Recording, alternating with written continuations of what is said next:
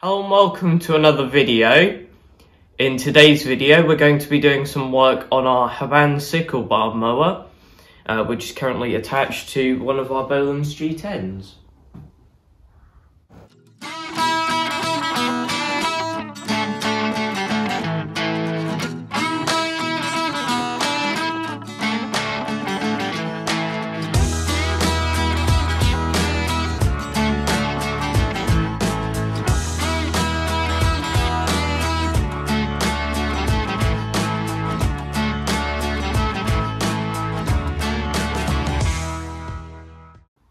We've temporarily put the 1960 Ride-a-matic project on pause. Now that's because we ordered some critical parts for the rear axle from America, which took 5 days to go through all of the US Postal Service, get on a plane, be shipped all over to the UK to our local post office depot, and that took 5 days. And 2 weeks later we're still waiting for the UK Post Office to fine us for them not giving us our package. So that's always fun, but we thought we'd fill the time doing some work on the sickle bar mower, which currently can't be used because it's a bit broken, so we're going to try and fix that today. This isn't actually the right sickle bar mower for a Bolens tube frame tractor. This one would have been originally for a Bolens QT16, which is a much newer model of Bolens than the tube frames like this G10. We do actually have a sickle bar mower to go onto tube frame, which is how we managed to adapt this one to fit onto this tractor. Mainly the things we had to modify were mounting brackets to make it actually fit to this tractor, and also the drive system attaching to the G10 PTO. And you will have only seen this on our channel before if you watched one of our show videos from 2019.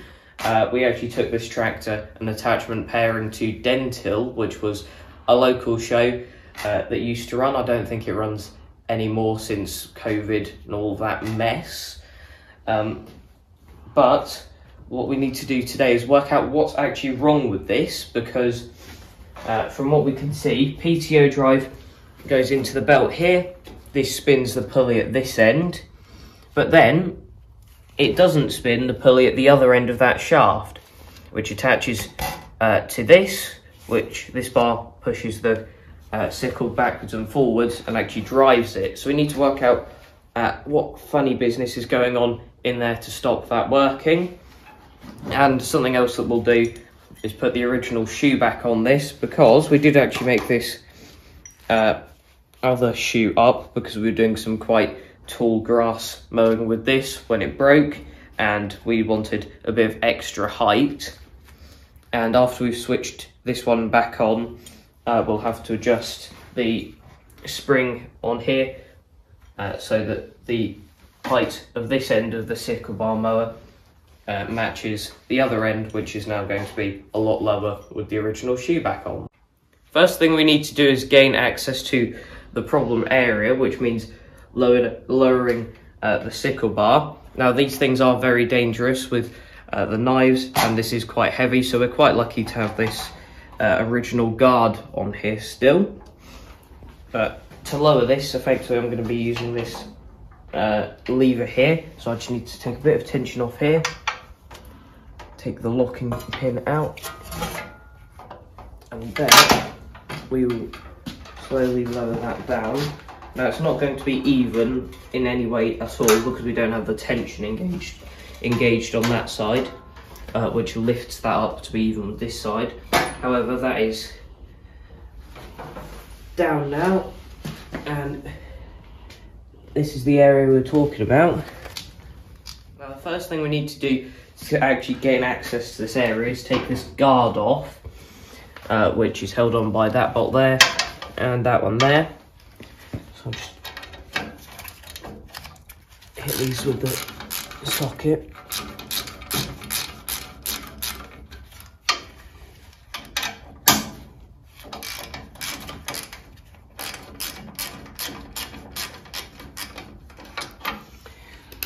And our finger tightness.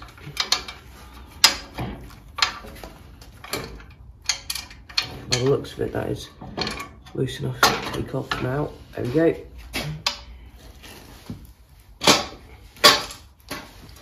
And now we get a lot better view of what's going on back here.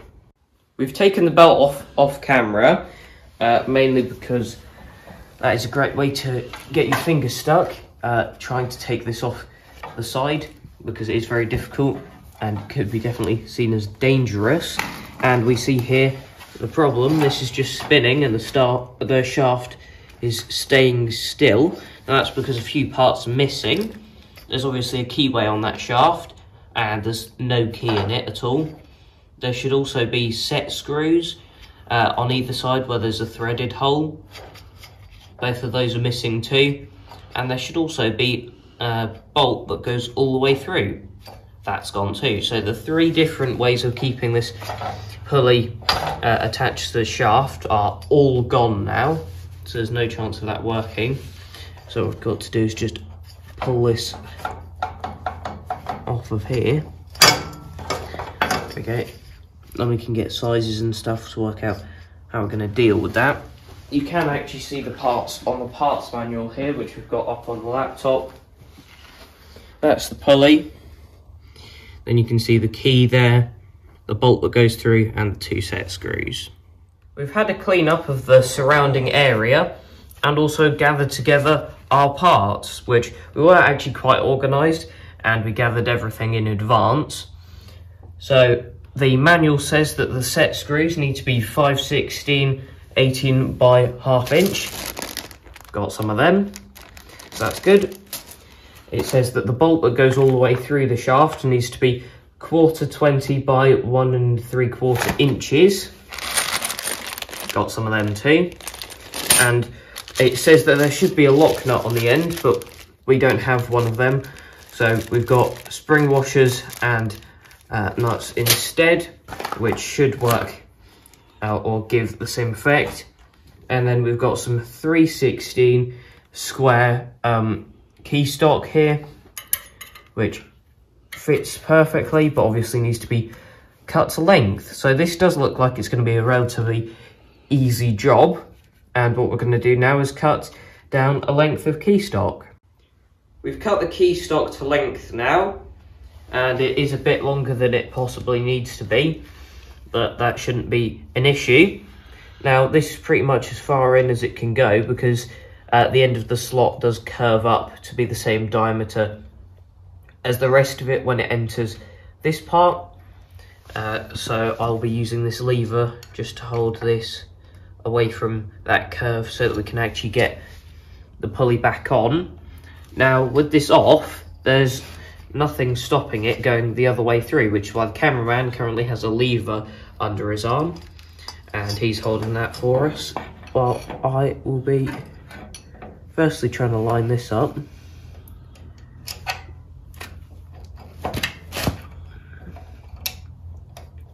If I can. Okay. Oh, I didn't expect that to be that easy, but it is. That is on. And just push that on as much as possible. There we go, that pulley is on. Really didn't expect it to go on that easy. We have the key in now, and as you can tell, there's quite a bit of play in that, which is probably from when none of the engagement gear was on there, and that was just spinning on the shaft. But now we need to put the bolt in. The holes aren't actually directly lined up. However, when we even just start to put this in, it does start to stiffen this up, so I'm going to hit this through, and hopefully that should tighten stuff up as it goes through. With that bolt through now, the movement on the shaft has become a whole lot less. There's literally no side-to-side movement on that, which is good. Now we've got to put on our spring washer and the nut so that we can do this bolt up.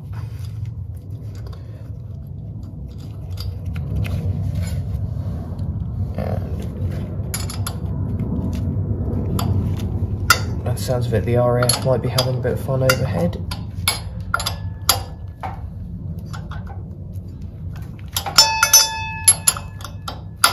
You can feel that tightening up already.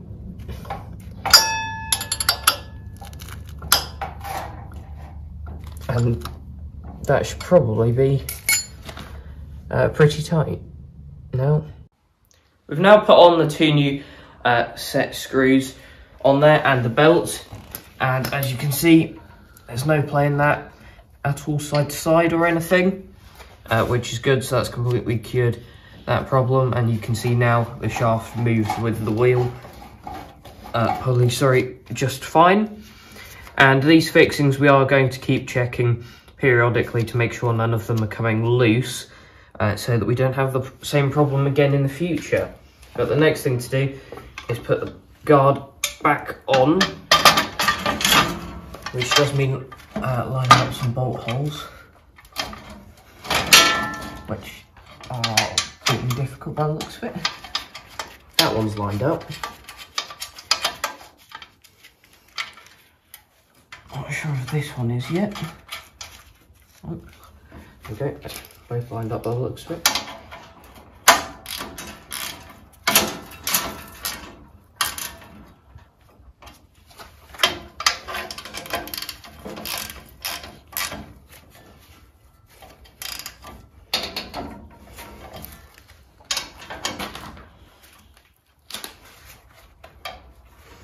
That is the cover back on there.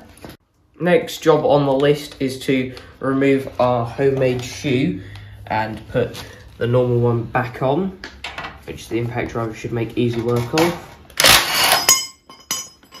There we go.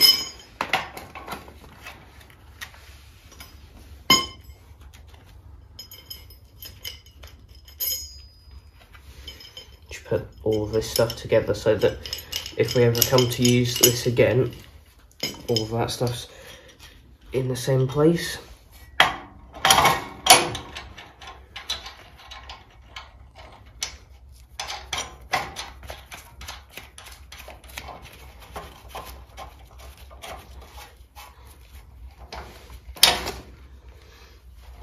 And with this, I think it's probably better to use a spanner, because I'm not sure if the direction will change on the shoe if I do it up too quickly with the impact, and obviously you want the shoe facing forwards ideally.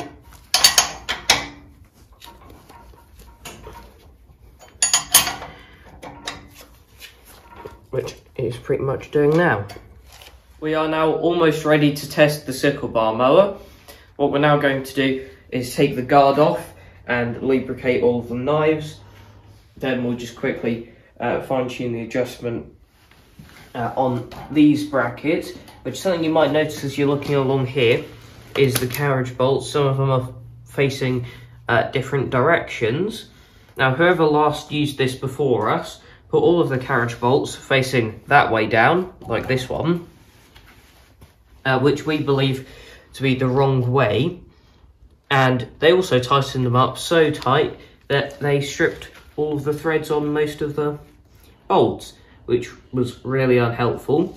So the ones that we've had to undo, like these ones for maintenance, because they have these brackets on them, we've turned around to be the right way. But some of the other ones probably have stripped threads and stuff like that, so we daren't take them off.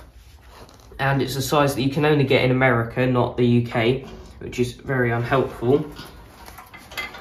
Now, the reason why we think they're the wrong way is because, as you can see here, these bits obviously stick down when they're put in the wrong way, which means that it's just going to catch on all of the grass and possibly turf as you drive along, which we really don't want to happen.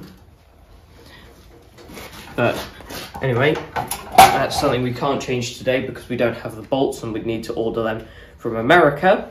But what we'll do now is lubricate the knives, do the adjustment, and then we'll be ready to test it out.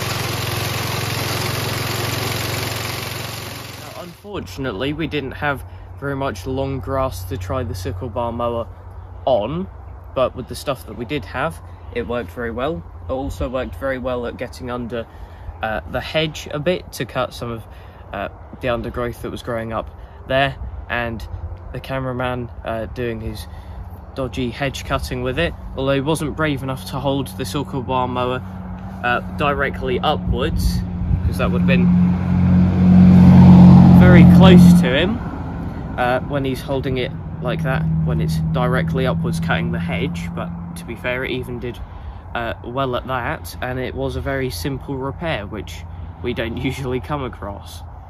But that is it for this video. Thanks for watching, and I'll see you in the next one. Bye.